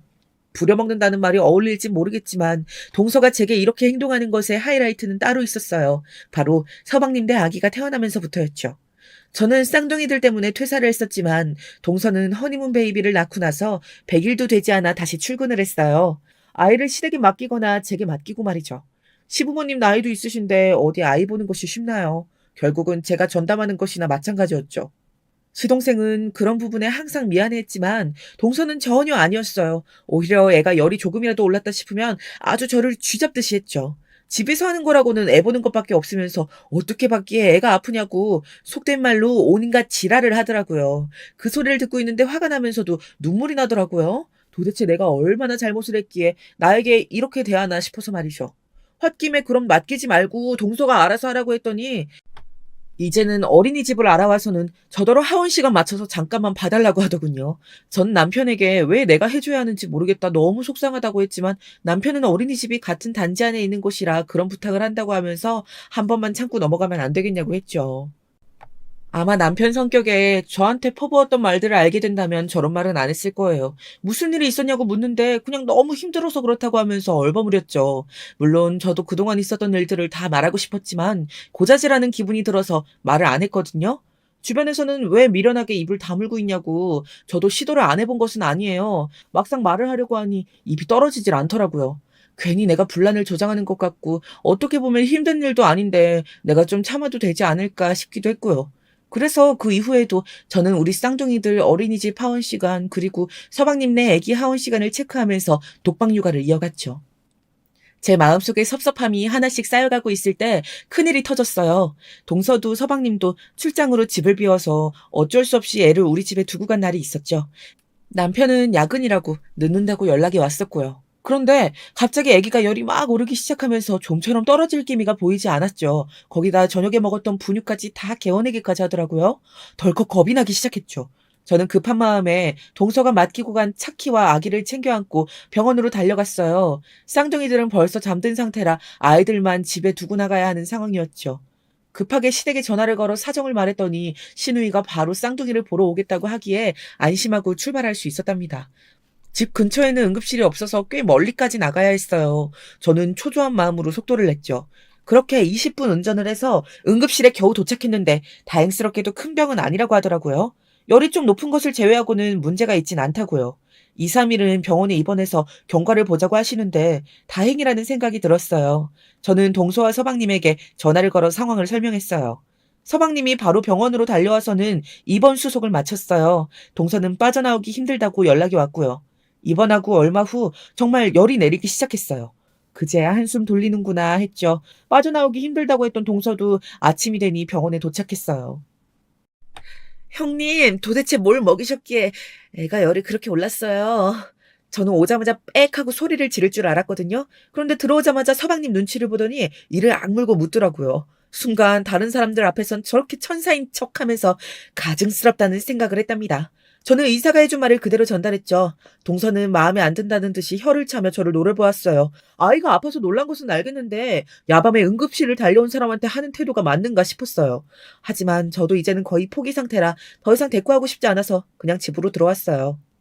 그렇게 몇 주가 흘렀어요. 갑자기 동서가 집으로 찾아왔죠. 그것도 대낮에 말이죠. 한창 직장에서 있을 사람이 무슨 일인가 의문이 들었어요. 막 아이들을 재운 상태라 조용히 들어오라고 하면서 문을 열어주었는데 현관에서 신발도 벗지 않고 다짜고짜 저에게 소리를 지르면서 종이 한 장을 집어 던지더군요. 미쳤어? 과속? 저는 무슨 일인가 싶어서 확인을 했더니 과속 과태료 용지였어요. 날짜를 보니 병원으로 달려간 그날이더군요. 저는 아이가 아파서 급하게 가느라 그랬다고 과속 카메라에 잡힌 줄도 몰랐다고 했죠. 동서에게 설명을 하면서도 이런 대꾸를 하는 제 자신에게 짜증이 났어요. 그래서 저는 불쾌감을 그대로 드러냈죠. 그런데 동서, 이게 미쳤다는 소리 들을 정도는 아니지 않아요? 이렇게 불쑥 찾아와서? 이건 무슨 경우예요? 제 말에 기분이 상했는지 동서는 뭐라고 혼잣말을 중얼거리더니 더 크게 소리를 질렀어요. 당장 자기 앞에서 무릎을 꿇고 사과하라고 말이죠. 어이가 없었어요. 이게 뭐라고 그렇게까지 해야 하나 싶었답니다. 저는 그렇게 과태료 내는 게 아까우면 내가 낼 테니 두고 가라고 했죠. 그런데 갑자기 동서가 제 뺨을 때리더라고요. 철썩하고 큰 소리가 울렸죠. 들어오면서 지르는 소리에 아이들이 깬 것인지 안방에서는 인기척이 들리고 있었어요. 금방이라도 아이들이 나올 것 같았죠. 저는 커지려는 소리를 겨우 눌러가며 외쳤어요. 지금 뭐 하는 짓이야? 머리에 피도 안 마른 어린 것이 지금 뭘 잘했다고 따박따박. 내가 지금 그깟 돈이 아까워서 이래? 할 줄 아는 거라곤 살림살이 애 잠깐 보는 것이 다인 주제. 남이 차 몰고 나갔으면 신경을 써야지. 가정교육을 어떻게 받은 거야? 남의 것을 빌려갔으면 명심해야 한다고 말해주는 사람이 없었어? 어떻게 이런 것 하나 제대로 못 보고 운전을 해? 저는 어안이 벙벙했죠. 솔직히 당시 기분으로는 맞았던 것보다 저에게 쏟아지는 거친 말에 더 정신이 없었어요. 제가 말도 못하고 가만히 있자 더 기고만장해진 동서는 형님이라고 오냐오냐 해줬더니 주제도 모르고 남의 것을 가지고 지랄을 한다고 더 심하게 말을 내뱉었어요. 저는 맞은 뺨만 부여잡고 그 자리에서 굳어버렸죠. 아니나 다를까 아이들이 무슨 일이냐고 칭얼거리면 방에서 나오더군요. 엄마를 부르며 저한테 와서 안기는데 눈물이 터질 것 같았죠. 동서는 아이들을 보면서 낮은 소리로 시끄러운 애새끼 지엄이랑 똑같네 라고 하더니 알아서 처리하라고 하고는 나가버렸어요. 아이들은 자신들을 노려보는 작은 엄마의 존재에 놀랐는지 더 세게 제게 매달렸어요. 저는 아이들을 겨우 달래서 방에 눕히고는 화장실로 들어가 거울을 봤어요. 얼마나 세게 때렸는지 손자국이 보일 정도더라고요. 뺨을 맞을 때 따끔했었는데 아무래도 반지에 걸렸는지 피부에 생채기도 났고요. 저는 더 이상은 참고 있으면 안 되겠다는 생각이 들었어요. 무슨 정신병자도 아니고 동서가 말도 안 되는 일로 트집을 잡는 것에 더 이상 휘둘리고 싶지 않았죠. 무엇보다 자기가 얼마나 잘났기에 그렇게 나오나 궁금하기도 했고요. 저는 남편의 귀가를 기다리면서 어떻게 동서에게 되갚아주어야 할지 고민 또 고민을 했어요. 똑같이 한 대 때려줄까 싶은 마음이 들기는 했지만 주먹에 주먹으로 갚는 것은 좋은 방법이 아닌 것 같았죠. 있었던 그대로를 시부모님께 말씀드리는 것이 가장 빠른 길이지 않을까 생각을 해보기도 했어요. 그런데 평소 어른들 앞에서는 저한테 깍듯하게 행동했기 때문에 어른들이 쉽게 제 말을 믿어주실지가 미지수였죠. 만약 일이 잘 풀려서 제 말을 믿어주시고 동서를 꾸짖는다고 하셔도 이렇게 끝을 낸다면 너무 허무할 것 같았다는 생각도 들었답니다. 순간 동서가 그렇게 자기는 바쁘게 일한다고 큰 소리치는 모습이 생각났어요. 그와 동시에 저와 비슷한 계열의 일을 하고 있다는 것도 기억났죠. 저는 일적인 부분이든 가족적인 부분이든 모든 수단과 방법을 가리지 않고 동서에게 복수를 하고 싶었어요. 지금까지 숱한 순간들을 참아온 것은 오로지 하나, 좋은 게 좋은 거니까 라는 생각이 컸거든요. 친구들이 어떻게 참고 있냐고 바보냐고 할 때도 우리 집처럼 손윗사람이 자기보다 나이가 어린 경우에는 쉽지 않다고 이야기도 했고요. 그런데 뺨까지 맞고 나니까 내가 왜 참아줘야 되나 싶더라고요. 그것도 내 집에서. 우리 애들이 못 봐서 다행이지 그 모습을 봤다고 생각해보세요. 온몸에 털이 쭈뼛쭈뼛 서는 기분이 들었죠. 저는 우선 남편이 오자마자 오늘 있었던 일에 대해 말했어요. 그동안 남편에게 하지 못했던 말까지 모두 다 해버렸죠. 역시나 남편도 처음에는 믿지 않더군요. 평소 모습과는 전혀 어울리지 않는다고 말하며 상상이 되지 않는다고도 했어요. 그리고는 진짜냐고 몇 번이나 저에게 되물었죠. 예상했던 그대로의 반응이었죠. 제가 입을 다물고 가만히 있자 남편은 제 이야기를 못 믿는다는 것이 아니라 진짜 그런 행동을 하는 사람이 있다는 것이 받아들여지지 않는다고 했어요. 저는 부어있는 얼굴까지 들이밀며 그럼 내가 혼자서 이렇게 했겠느냐고 했더니 한숨을 쉬면서 고민을 하더라고요. 그때 아이들이 잠투정을 하면서 다가왔어요. 그리고는 오늘 낮에 작은 엄마가 왔는데 화만 내고 가더라고 했죠. 남편은 그제야 제 말이 진짜 일어난 일이라는 것을 받아들이더군요. 아이를 재우고 나오자 남편은 외출복으로 갈아입은 상태였어요. 제게 바로 서방님네로 가자고 일어나라고 했죠. 저는 가서 어떻게 하려고 그러느냐고 말려보았지만 남편은 꿈쩍도 하지 않았어요. 머리끝까지 화가 난 남편의 귀에는 아무것도 들리지 않았어요. 지금 이게 말이 되니? 제정신 박힌 인간이면 그런 짓을 어떻게 해? 나이가 많던 적던 손윗사람이고 그렇다면 그만큼의 대접을 해야지. 어떻게 그런 말을 할 수가 있어? 그리고 너도 그래. 넌 그동안 왜 말을 안 하고 혼자 그러고 있었어? 부모님한테 말을 못하면 적어도 나한테는 했어야지. 그동안 왜 참아? 네가 왜? 네가 이렇게 참고 있으면 내 마음이 어떨지 생각해 본 적은 있니? 저는 아이들 잠들었는데 조용히 하라고 했지만 고삐가 풀린 남편을 맡기에는 역부족이었어요. 평소 화를 잘 안 내는 성격이라 이런 모습을 보는 것이 낯설었어요. 연애할 때도 이렇게 싸워본 적은 없었고 결혼을 하고 나서 지금까지도 큰 소리를 내는 모습을 본 적이 없었거든요. 싸늘한 얼굴로 말하는데 제가 모르는 얼굴이라 너무 무섭더라고요. 저는 남편에게 이렇게 끝내고 싶지는 않다고 했어요. 시부모님이나 남편이 나서버리면 앞으로 더 심하게 나올 것 같다고 했죠. 무엇보다도 복수를 하지 않고서는 이 답답함이 없어지지 않을 것 같으니 조금만 기다려달라고 했어요. 제가 이야기하는 동안 남편은 한참을 가만히 앉아 주먹을 쥐었다 폈다 하면서 쉬호흡을 했어요. 그리고는 제가 원하는 대로 하라고 했죠. 뒷감당은 다 자기가 할 테니 걱정 말라는 말을 하는데 든든한 내 편이 생긴 기분이었어요. 저는 제일 먼저 동서에게 앞으로 아이를 봐줄 수 없다고 톡을 남겼어요. 바로 전화가 오더군요. 낮에 일은 기억도 못하는지 전화를 받자마자 갑자기 무슨 소리냐고 했어요. 저는 일을 다시 하기로 해서 아이를 볼 시간이 없다고 했죠. 동서는 비웃으며 말했어요. 이 일은 무슨 알바라도 하려고? 받아주는 곳은 있고 형님이 뭘 할 수 있는데. 밖에 일 아무나 하는 거 아니야. 그냥 애나 키우고 주는 돈이나 받았어. 이번 달부터 우리 애 봐주는 돈은 내가 2배로 줄게. 괜히 돈 더 받고 싶어서 수 쓰는 거 다 알고 있으니까. 저는 금방이라도 튀어나올 것 같은 욕을 삼키며 아이는 봐줄 수 없다고 다시 말했어요.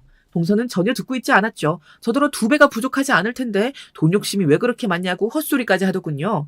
괜히 나대지 말고 제 시간에 애나 똑바로 챙기라고 하면서 전화를 끊더라고요. 저는 다시 동서에게 카톡을 보냈어요.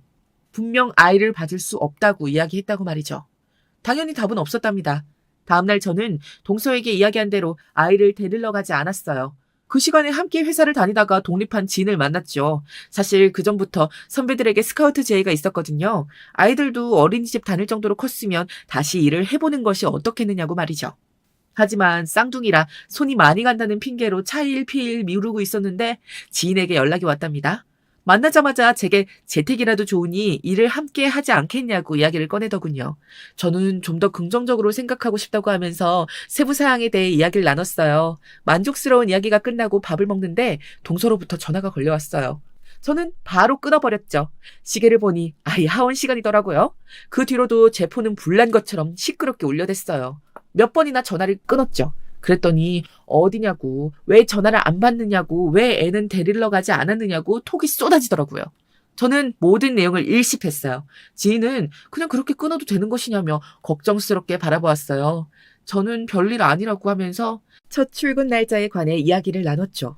식사를 마치고 커피까지 마신 뒤 집으로 돌아오는 길이었어요. 잠잠했던 전화가 다시금 울리더군요. 저는 느긋하게 전화를 받았죠. 여보세요가 미처 끝나기도 전에 고함 소리가 들려왔어요. 어김없이 야로 시작했죠. 야, 너 지금 제정신이야? 너 어디야 지금? 애는 어쩌고 이제 전화를 받아? 동서, 말 조심해. 내가 손윗 사람이야. 그리고 내가 어제 말했지. 나 일 시작한다고. 저도 더 이상은 존칭을 쓰지 않았어요. 그래도 똑같은 사람은 되지 말아야지 싶었는데 뭔가 손해보는 느낌이 들더라고요. 동서는 저희 말 조심하라는 말이 더 자극이 되었는지 누구더러 조심하냐고 하냐면서 아주 고래고래 소리를 질렀어요. 도대체 어디서 저렇게 소리를 지르는 걸까 궁금해지기도 했죠. 저는 어제 이야기 다 했는데 이제 와서 무슨 말을 하느냐면서 앞으로도 자기 애는 직접 챙기라고 했답니다. 그게 힘들면 정식 베이비시터를 채용하던가 하려고 말이죠. 동서는 자기한테 그렇게 행동하고도 무사할 줄 아느냐고 오히려 겁을 주려고 하더군요. 어이가 없었죠. 무슨 양아치들이 꼬마들 겁주는 멘트도 아니고 말이에요. 저는 침착하게 왜 나한테 화풀이를 하는지 모르겠지만 이미 사전에 다 이야기를 한 부분을 가지고 혼자서 열내는 이유를 모르겠다고 했죠. 동서는 마지막까지도 저한테 입에 담기 힘든 욕들을 퍼붓고는 전화를 끊었어요. 두고 보자고 분명 후회하게 될 거라고 말하더군요. 두고 보자는 말도 후회하게 해줄 거라는 말도 다 제가 동서에게 해주고 싶었는데 선수를 빼앗겼구나 싶었죠. 그게 시작이었습니다. 저는 정식으로 디자인 일을 다시 시작하게 된다는 것을 시댁에도 말씀드렸어요. 부모님은 잘 생각했다고 하시면서 혹시나 아이들 문제로 도움이 필요하면 언제든지 말하라고 하셨죠. 남편과 쌍둥이들도 예상했던 것 이상으로 저를 많이 도와주었고요. 제 목표는 빨리 자리를 잡아서 동서가 저를 무시하지 못하도록 하는 것이었어요. 매번 일로 바쁘다고 하면서 저를 아무것도 할 줄 모르는 사람으로 만들던 것도 기분이 나빴지만 일 핑계로 이것저것 제게 떠넘기는 것을 본인도 당해봤으면 좋겠다 싶었거든요. 그런 돕기 덕분에 선배는 제 결과물에 상당히 만족스러워하면서 여러 디자인 출품에 제 작품을 쓰기 시작했습니다. 능력을 인정받은 것만큼 뿌듯한 일은 없잖아요. 괜히 어깨에 힘이 들어갔죠. 저는 그 뒤로도 몇 번이나 동서가 전화를 걸어왔지만 바쁘다며 상대해주질 않았어요. 그래서 그런가 점점 동서의 연락이 뜸해지더군요.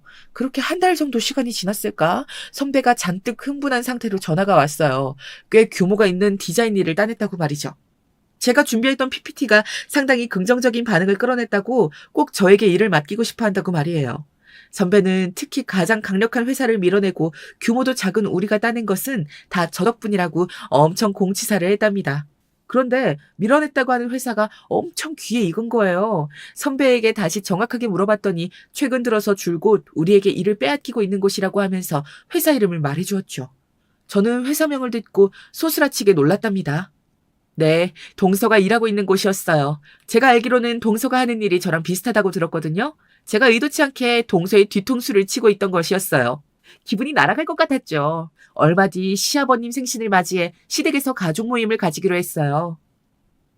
저는 동서에게 어떻게 이 이야기를 할까 그 생각만으로 약간 설레기까지 했죠. 남편도 그런 저를 보면서 지원 사격해주겠다고 약속했어요. 가족 모임에 가기 이틀 전 오랜만에 동서에게 전화가 왔어요. 저는 왜 연락이 왔는지 빤히 보였죠. 제가 전화를 받지 않자 카톡으로 아버님 생신 선물 준비하라는 톡이 왔어요. 저는 이미 저번 주에 방문해서 전해드렸다고 답했죠. 동서는 자기한테 말도 없이 무슨 짓이냐고 난리가 났어요. 왜 동서에게 말을 해야 하느냐고 반문했죠. 남편과 내가 준비한 선물을 전달하는데도 동서에게 허락을 받아야 하냐고 했어요. 동서는 뭘 잘못 먹었기에 이렇게 막무가내로 나오느냐고 정신과 상담을 받아보라는 말까지 하더군요. 저는 정신과는 네가 가봐야 하지 않겠느냐고 말하고 싶었지만 답을 하지 않았죠. 이렇게 날뛰는 것도 얼마 남지 않았으니 마음껏 해보라는 생각이 좀 들기도 했거든요. 오랜만에 만난 동서는 한층 더 냉랭하게 굴었어요. 저에게는 말도 붙이지 않더군요. 누가 봐도 너한테 화났다. 딱 그 얼굴을 하고 있었죠. 오히려 그런 점이 저는 더 편했답니다. 신우이가 살짝 오더니 무슨 일이 있었냐고, 둘 사이 냉전 중이냐고 물어봤어요. 저는 서로 감정 상할 일이 좀 있었다고 했죠. 신우이는 안 봐도 뻔하다고 하면서 동서가 저를 괴롭힌 것이 아니냐고 하더니 주먹을 불끈 쥐고는 꼭 이겨서 돌아오라고 응원했어요. 동서와 저 사이에 어떤 일이 있었는지도 모르면서 제 편을 들어주면서 으쌰으쌰를 외쳐주는 것이 고맙더라고요. 저는 대답 대신 빙그레 웃기만 했죠. 평소와 같은 분위기로 식사 시간은 흘러갔어요. 물론 저와 동서 사이에 어색한 기운을 다들 눈치채셨겠지만 먼저 이야기를 꺼내는 분은 없었죠. 시아버님께서는 쌍둥이의 직장까지 견딜만 하냐고 물어보셨어요. 저는 최근 재택근무 시간이 많고 남편이 도와주어서 수월하게 하고 있다고 했죠. 회사에서 아이들 케어하면서 일할 수 있도록 배려를 많이 해준다고도 했죠. 제가 재택근무를 한다고 했더니 동서가 고개를 저쪽으로 휙 돌리더군요. 눈이 마주쳤어요. 그래서만 보던 이글이글 불타는 눈빛이란 것이 저런 건가 싶었죠. 저는 태연하게 그녀의 눈빛을 받아내며 미소 지었죠. 동서는 금방이라도 소리를 지를 것처럼 보였죠. 저는 남편에게 신호를 보냈어요. 남편은 자랑 섞인 말투로 이야기를 꺼냈고요. 요즘 큰 규모의 일을 연속으로 따내어서 대견하면서도 걱정이에요. 몸 상하면 큰일이잖아요. 일을 워낙 잘하다 보니 여기저기서 알아봐주는 것도 많아서 앞으로 더 바빠진다 그러던데. 아, 약이라도 한 재 먹여야 하나 싶어요. 이번에 영영기획에서 따낸 일은 정말이지 깜짝 놀랄 정도였다니까요. 어머님과 아버님은 건강 챙겨가면서 쉬엄쉬엄 하라고 저를 격려해 주셨죠. 그 사이에서 동서는 수조를 멈추고 저를 노려보기만 했죠. 아마 이를 빼앗긴 상대가 저라고는 상상조차 못했을 거예요. 그렇게 식사를 마치고 뒷정리를 하는데 동서가 잠깐 이야기를 하자고 하더군요. 해보라고 했더니 이곳에서는 안 된다고 밖으로 나가자고 했어요. 저는 당당하게 뒤를 따라갔죠. 밖으로 나간 동서는 마당 뒤쪽의 창고 주변에 멈춰서더니 식사 시간에 있었던 이야기들을 가지고 따지기 시작했답니다. 낯짝이 얼마나 두꺼운지 아주 뻔뻔하게 거짓말을 해. 형님, 그런 거짓말하고 양심의 가책이라는 거 느껴지지도 않아? 동서, 저번에도 주의를 줬던 걸로 기억하는데 말이야. 말투에 신경 쓰라고. 그리고 내가 양심에 어긋난 행동을 한 적도 없는데 무슨 가책? 동서는 헛웃음을 터뜨리며 일 나간다고 애를 봐줄 수 있니 없니 할 땐 언제고 재택근무는 무슨 말이냐며 따지고 들었죠. 저는 재택근무도 일을 하는 것은 똑같다고 말했어요. 이러면서 우리 쌍둥이들 돌보는 것만으로도 충분히 벅차다고 말이에요. 당연히 동서의 귀엔 들리지 않았죠. 애 보는 것이 뭐가 어려워서 힘든 척을 하느냐는 말을 하는데 저는 그렇게 쉬워 보이면 동서가 직접 해보라고 했어요. 제 대답이 마음에 들지 않았는지 동서는 정확히 뭐라고 하는지 알아들을 수도 없는 욕들을 중얼거리고는 갑자기 일 이야기를 꺼냈죠. 지금 다니고 있는 회사가 어디인지 묻더니 일을 따냈다는 것이 무슨 소리냐고 저를 다그쳤어요. 저는 차분하게 선배의 회사에서 일을 돕고 있는데 최근에는 본격적으로 PPT 준비를 해서 경쟁에 참여했다고 했죠. 그리고 거기서 좋은 결과를 얻게 되었다고 말이죠. 그리고는 도대체 그게 무슨 죄라도 되느냐고 왜 범인 취조하듯이 꼬투리를 잡느냐고 따졌어요. 그러자 동서는 씩씩거리며 대답했죠. 선무당이 사람 잡는다고. 꼴에 같지 않게 재주 좀 부린 게 잘 걸린 모양인데 나대지 말고 얌전히 있어요. 형님, 앞으로 그런 일이 있어봤자 몇 번 더 있겠어요. 그러니까 주제 파악 좀 하고 살아요. 진짜 수준 떨어지게. 동서, 내가 선무당이든 아니든 그것까지 간섭할 필요 없잖아? 그러니까 나한테 말 함부로 하지 마. 다시 말하지만 내가 손윗사람이야. 이게 진짜 새파랗게 어린 거. 형님 해주니까 지가 뭐라도 된 것 같지? 어디서 훈계질이야? 동서의 언성이 좀 더 커졌죠. 제가 아무런 반응을 보이지 않자 동서는 어디까지 기어오를 작정이냐고 하면서 점점 말의 수위를 높여갔어요. 어떻게든 제게 모욕을 주고 싶어하는 사람처럼 말이에요. 저는 묵묵하게 듣고 있었어요. 그때였어요. 이게 다 무슨 소리냐? 아버님의 고함 소리가 마당에 가득 퍼졌어요. 동서는 놀란 눈을 하고 저는 천천히 몸을 돌렸죠. 그곳에는 아버님과 남편 그리고 시동생이 떡하니 서 있었어요. 사실 제가 동서를 따라 나서면서 남편에게 카톡을 하나 보냈거든요. 지금 동서가 보자고 하는데 살짝 나와서 동영상을 하나 찍어달라고 말이죠. 저에게 함부로 하는 모습을 영상으로 남겨두었다가 나중에 다른 가족들에게 보여줄 요량으로 말이에요. 그런데 남편은 한술 더 떠서 동영상 촬영이 아닌 실시간으로 볼 수 있도록 관객을 데리고 나타난 것이에요. 동서는 고장난 로봇처럼 삐걱거렸어요. 아버님과 시동생은 마치 용가리가 입에서 불을 내뿜듯이 소리를 높이며 동서에게 무슨 소리냐고 물었죠. 동서는 당황하며 계속 아니라고 생각하시는 것이 아니라고만 했어요. 아버님은 냉큼 둘 다 따라 들어오라고 하셨죠. 남편은 제게 눈짓을 하며 괜찮을 것이라고 입모양으로 이야기했어요. 저는 하나도 무섭지 않았어요. 이왕 이렇게 된 것, 오늘 끝내는 것도 나쁘지는 않겠다 싶을 정도였거든요. 저는 떳떳하게 들어가 아버님 앞에 앉았어요.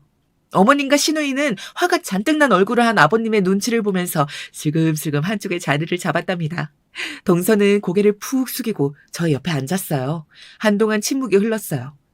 아버님은 눈을 꼭 감고 앉으셔서는 연신 심호흡만 하셨죠. 저는 아버님의 생각이 정리되실 때까지 가만히 기다렸어요. 한참 만에 눈을 뜨신 아버님은 자기가 들은 내용이 무슨 소리냐고 물어보셨죠. 작은 애야, 내가 지금 들었던 내용이 무슨 뜻이냐? 진정 그동안 큰애를 그렇게 대우했단 말이야? 입이 있으면 변명이라도 해보렴. 이게 다 무슨 일인지. 아버님 그게 아니라 아버님은 그게 아니면 무슨 뜻이냐고 똑바로 이야기를 하라고 다그치셨어요. 하지만 당연히도 동서는 아무 말을 할 수 없었죠. 왜냐면 내뱉은 말에 오해할 것이 무엇이 있겠어요. 원색적인 표현들이 가득했는데 말이죠. 제가 먼저 용기를 내어서 그동안 있었던 이야기를 꺼냈어요. 처음에는 공손하게 다가오다가 점점 말이 짧아지고 행동이 달라지기 시작했다는 것부터 하나도 빠짐없이 말이죠. 시댁 식구들의 얼굴이 시시각각으로 달라졌어요. 제게 명령하듯 자신의 아이를 봐달라고 했다는 점에서는 시어머님께서 아예 몸을 돌려 앉으셨죠. 그리고 대망의 과속과태료 사건과 함께 제가 뺨을 맞았다는 부분에서는 아버님께서는 탁자를 내려치시며 무슨 짓을 한 것이냐고 소리를 지르기도 하셨답니다. 거실 분위기는 흉흉해졌어요. 동서는 고개만 숙이고 움직이질 않았죠. 세상에 어떻게 인간의 탈을 쓰고 그런 짓을 할 생각을 해? 어떻게 손이 사람한테 그런 말을...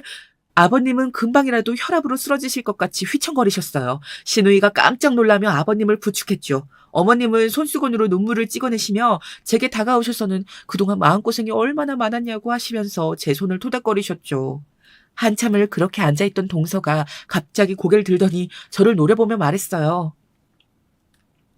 나이도 저보다 5살이나 어리면서 형님은 무슨... 그러게 처음에 편하게 잘 지내보자고 손 내밀었을 때 잡았으면 귀여운 동생이 새로 생겼다 정도로 잘했을 텐데 처음부터 호칭이니 뭐니 딱 잘라서 선을 긋고 행동한 사람이 누군데?